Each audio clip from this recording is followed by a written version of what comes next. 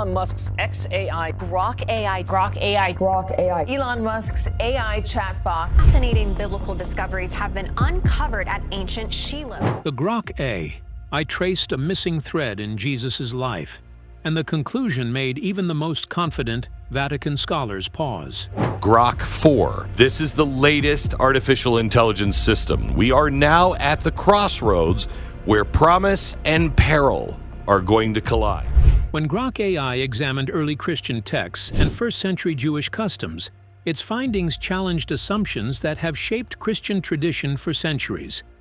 The analysis didn't provide a final answer, but it highlighted evidence that forced Vatican scholars to confront long-standing gaps in the historical record. Follow along as we break down what Grok AI found, why it matters, and how it reshapes the debate surrounding Jesus' possible marriage.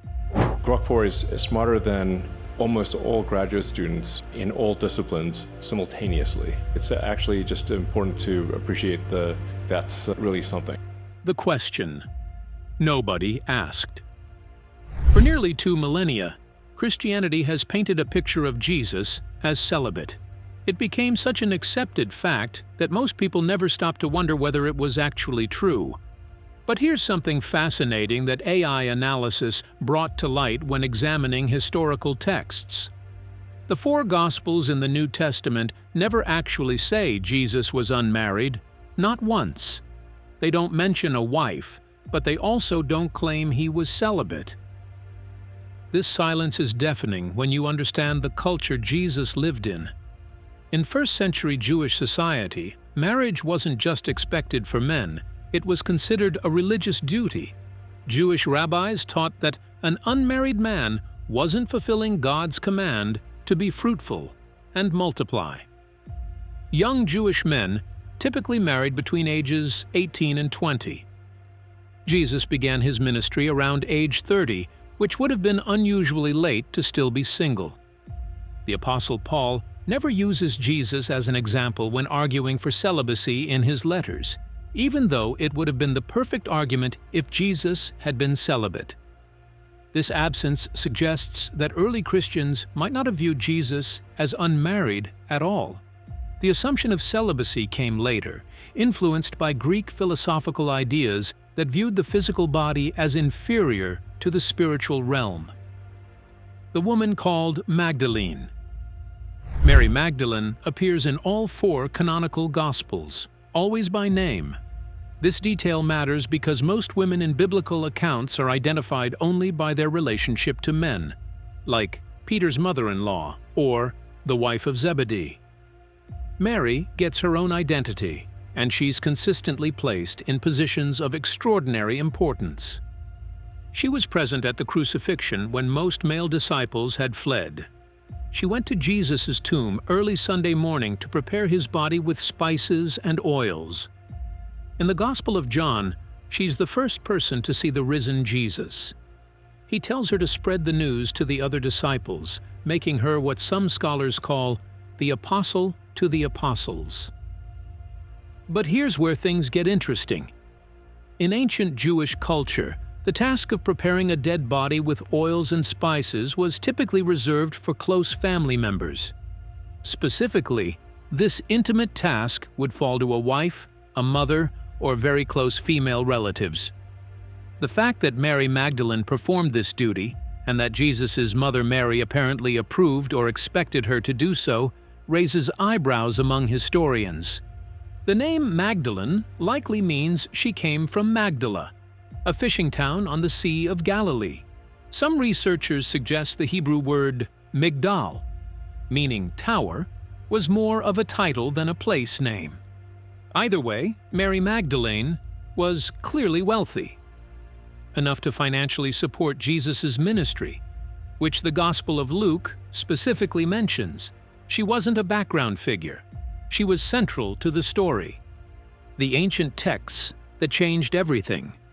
In 1945, an Egyptian farmer made one of the most significant archaeological discoveries of the 20th century. While digging near the town of Nag Hammadi, he found a sealed jar containing 13 leather-bound books written in Coptic. These weren't random texts. They were early Christian Gospels that hadn't made it into the official Bible. Among these documents was the Gospel of Philip, dated to the 2nd or 3rd century. This text contains passages that have sparked endless debate. One section states, "There were 3 who always walked with the Lord: Mary, his mother, and her sister, and Magdalene, who was called his companion." The word used here is koinonos in Greek, which can mean partner, companion, or even spouse. The same text mentions that Jesus loved Mary Magdalene more than the other disciples and would kiss her often. Due to damage to the ancient manuscript, the exact location where he kissed her is missing from the text, leading to endless speculation. Another text, the Gospel of Mary, portrays Mary Magdalene as having special spiritual insights that Jesus shared with her, but not with the male disciples. Peter questions why Jesus would reveal important teachings to a woman, showing the gender tensions of the early Christian community. These Gnostic Gospels were written 150 to 250 years after Jesus' death, so they're not considered reliable historical sources by mainstream scholars. But they do show that some early Christian communities believed Jesus and Mary Magdalene had a special relationship that went beyond teacher and student. The wedding at Cana mystery. The Gospel of John describes Jesus' first public miracle at a wedding in Cana, where he turns water into wine. Most people read this story without noticing the strange details that jump out when you understand ancient Jewish wedding customs. Jesus' mother Mary is deeply concerned when the wine runs out. She immediately goes to Jesus and essentially tells him to fix the problem. But here's the question: why would Mary care about a random couple's wedding reception, running short on wine? In first-century Jewish culture, running the wedding feast was the responsibility of the groom's family, specifically the groom's mother. Some researchers point to Jewish marriage customs of that era, which had 2 separate ceremonies. The first betrothal ceremony made the couple legally married, but they didn't live together yet months or even a year later. After the bride became pregnant, a second celebration would occur. The argument goes that the wedding at Cana might have been Jesus' own second marriage feast, which would explain why his mother was managing the event. This theory is controversial and not accepted by mainstream biblical scholars. The text doesn't explicitly identify whose wedding it was, but the theory persists because it offers an explanation for details that otherwise seem odd, like why Jesus and his mother are giving orders to the servants as if they're running the event. The wedding also features wine, which had deep symbolic meaning in Jewish betrothal ceremonies. During the Erusin, betrothal, the couple would drink from a cup of wine to seal their covenant. Jesus later uses wine at the Last Supper, calling it the blood of the covenant. Some see connections here, though others warn against reading too much into it. The burial cloth evidence. Another detail that AI analysis flagged involves Jewish burial customs. When Mary Magdalene arrives at Jesus' tomb, she comes prepared with spices and oils to anoint his body. This wasn't a casual gesture.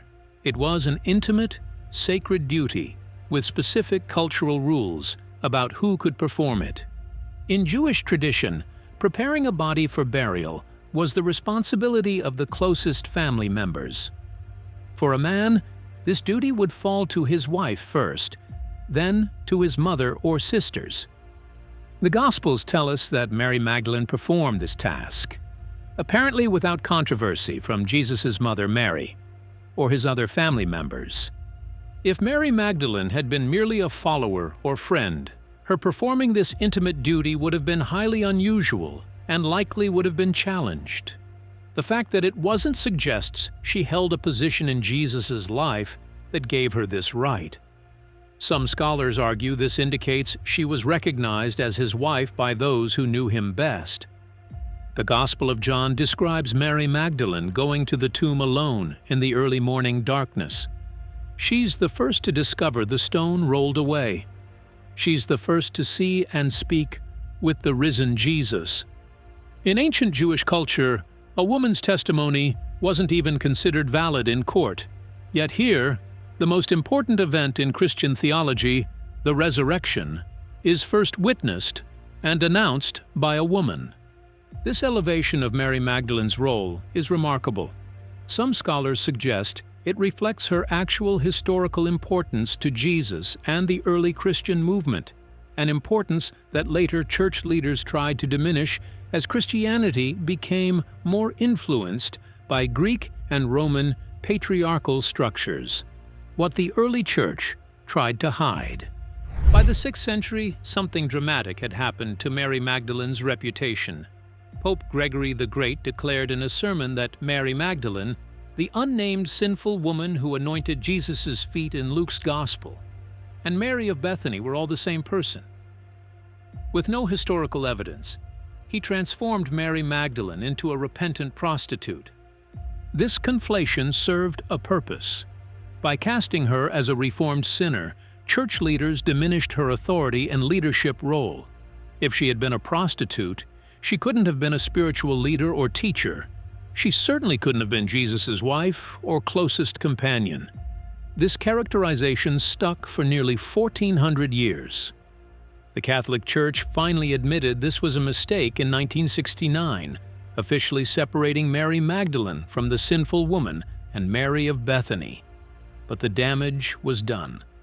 Centuries of art, literature, and teaching had cemented the false image.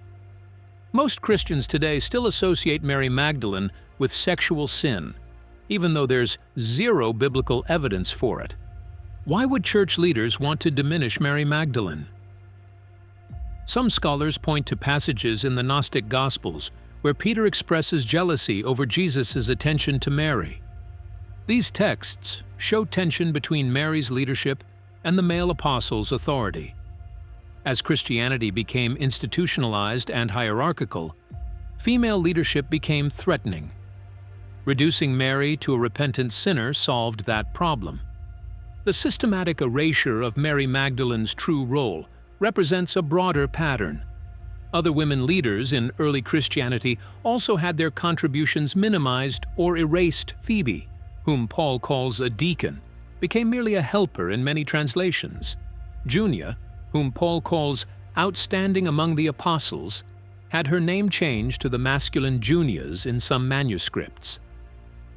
The argument from silence. One argument suggesting Jesus may have been married comes from the absence of comments about his marital status in ancient texts. In first-century Jewish culture, an unmarried rabbi would have stood out, and such a situation would normally require explanation. Yet the Gospels never mention a reason for Jesus remaining single or offer any defense of celibacy. His critics questioned many aspects of his behavior, but none accused him of neglecting the expectations of marriage, which would have been an easy point of attack if he had been unmarried. This silence indicates that his marital status did not appear unusual to the people around him, and some scholars interpret this as support for the idea that he may have been married like other rabbis of his time. Later traditions that emphasized celibacy came from philosophical influences that were not central to Jewish culture of the period. Some researchers link Jesus' possible celibacy to groups like the Essenes, who practiced strict communal living and avoided marriage. But Jesus' activities do not align with their lifestyle. He traveled widely, interacted with diverse communities, and participated in social gatherings, which differs from Essene practices. Within ancient Judaism, marriage held religious significance and was viewed as part of fulfilling God's purpose for humanity. Choosing not to marry would have been acting outside cultural and religious expectations, which adds to the debate about how Jesus' life fit within the norms of his society, and what his marital status may have been. The Lost Gospel Controversy. In 2014, documentary filmmaker Simcha Jacobovici and religious historian Barry Wilson released a book called The Lost Gospel that sent shockwaves through religious circles. They claim to have decoded a 1,500-year-old Syriac manuscript that proved Jesus married Mary Magdalene and had children with her.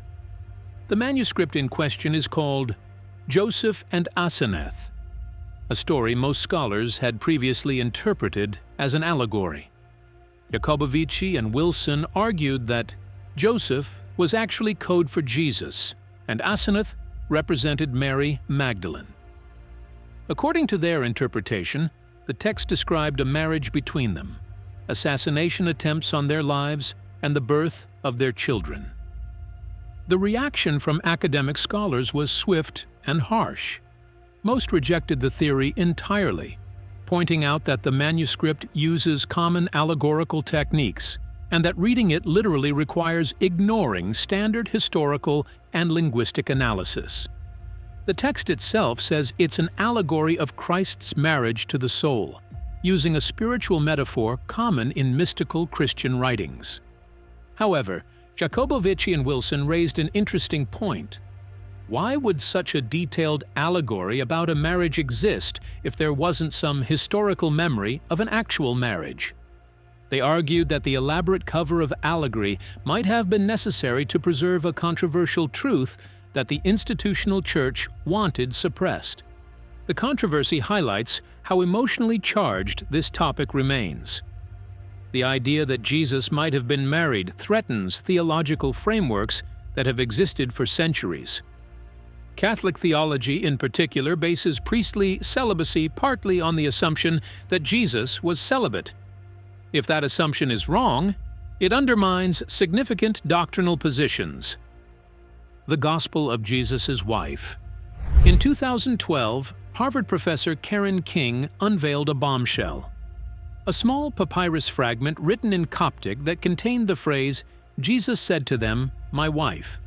The fragment, which King dated to the 4th century, seemed to provide direct evidence that some early Christians believed Jesus was married. The fragment caused an international sensation. News outlets around the world reported on it. Some Christians felt vindicated in their belief that Jesus had been married. Others worried it would undermine faith. The Vatican quickly dismissed it as a forgery, though the official statement was more measured than some unofficial responses from church defenders. King was careful to note that the fragment didn't prove Jesus was married. It only proved that some Christians in the 4th century believed he was married, or at least were discussing the possibility. She also emphasized that the text was fragmentary, with words missing, making interpretation challenging. Then, the bombshell reversed. In 2016, detailed analysis revealed the papyrus was almost certainly a modern forgery. The ink showed characteristics inconsistent with ancient documents. The handwriting matched other known forgeries. Even King herself eventually concluded it was probably fake. But the episode revealed something important: the hunger for answers about this question. The fact that a tiny fragment allegedly containing 3 words about Jesus' wife generated worldwide headlines shows how much this topic matters to people. It also demonstrated how easily desire for a particular answer can cloud judgment, even among serious scholars. What AI analysis actually showed. When artificial intelligence tools examine historical texts, follow along as we break down what Grok AI found, why it matters, and how it reshapes the debate surrounding Jesus' possible marriage. Don't have theological biases or institutional loyalty. They analyze patterns, look for consistencies and inconsistencies, and identify what's present and what's absent. This neutral analysis has highlighted several interesting patterns regarding Jesus and marriage. AI textual analysis confirms that the canonical Gospels never state Jesus was unmarried. They also never explain why he would be unmarried if he was, which is statistically unusual given that such an anomaly would typically require explanation in ancient texts. The AI identified Mary Magdalene as appearing in more significant scenes than any other follower, except the 12 apostles, and in some Gospels, she appears more prominently than several of the 12. Pattern recognition software found that Mary Magdalene's role in the resurrection narratives across all 4 Gospels exceeds what would be expected for an ordinary follower, in an era when women's testimony wasn't legally valid. Making a woman the primary resurrection witness is historically anomalous. The AI flagged this as suggesting extraordinary importance or authority. Linguistic analysis of the Coptic and Greek texts found that terms used to describe Mary Magdalene's relationship with Jesus in non-canonical Gospels do have romantic or spousal connotations in other contexts, though they can also have Platonic meanings. The ambiguity is genuine, not fabricated by scholars with agendas. What AI can't do is determine the truth. It can identify patterns and anomalies, but interpreting their significance requires human judgment, which brings us back to the same debates scholars have been having for centuries.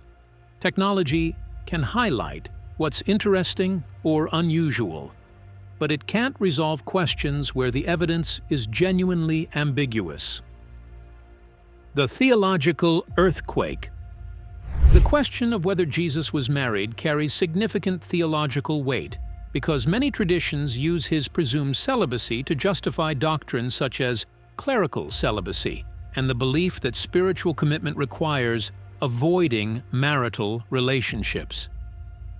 This perspective developed over time and reflects ideas that were not central to the Jewish culture Jesus lived in, where marriage was viewed as a normal and often expected part of life. A married Jesus would require several Christian traditions to reevaluate long-standing assumptions about holiness, leadership, and the relationship between spiritual purpose and family life. It would also influence discussions about how Jesus' humanity is understood and how closely his life aligned with the social norms of his time. The topic has broader implications for Christian interpretation and religious authority. Feminist theologians point out that emphasizing celibacy has historically been used to limit women's roles in religious leadership and to frame intimacy as a barrier to spiritual focus. Other scholars observe that if Jesus truly chose celibacy within a culture where marriage was standard, it would reflect a deliberate decision to prioritize his religious mission over customary expectations. Because the historical evidence is incomplete, the discussion continues to shape debates about doctrine, cultural context, and the ways different Christian traditions interpret the life of Jesus. The evidence examined. So what does the actual evidence tell us when we step back from theological agendas and look at it objectively? The honest answer is, not as much as we'd like. The canonical Gospels don't mention Jesus being married, but they also don't say he wasn't. They focus on his public ministry, not his private life. The cultural context strongly suggests marriage would have been expected and normal for a Jewish rabbi of Jesus' age. The absence of any recorded criticism about his unmarried status is notable. The prominent role of Mary Magdalene across all 4 Gospels, especially in the resurrection accounts, suggests she held unusual importance in Jesus' life and movement. The non-canonical Gospels that suggest a relationship between Jesus and Mary Magdalene were written 150 to 250 years after his death. They tell us what some Christians in the 2nd and 3rd centuries believed or speculated, but they're not reliable historical sources about the 1st century. The language they use is often ambiguous, allowing for both romantic and spiritual interpretations. The systematic diminishment of Mary Magdalene's role by later church leaders suggests she was important enough to threaten the male-dominated hierarchy. Whether that importance came from being Jesus' wife, his primary disciple, or simply an influential early leader, we can't say with certainty. What we can say is that the traditional assumption of Jesus' celibacy is just that, an assumption, not a documented fact. It became Christian orthodoxy not because the Bible clearly states it, but because later, church leaders, influenced by Greek philosophy that viewed physical existence as inferior to spiritual existence, preferred that interpretation. The question of whether Jesus was married remains unanswered, but exploring it reveals how cultural assumptions shape our views on his life, teachings, and the role of figures like Mary Magdalene, whose historical importance was long minimized. While no definitive evidence confirms or denies his marital status, examining the topic helps clarify how tradition and interpretation influence our understanding of history. What do you think? The silence in the Gospels means he was celibate. Drop your thoughts in the comments below.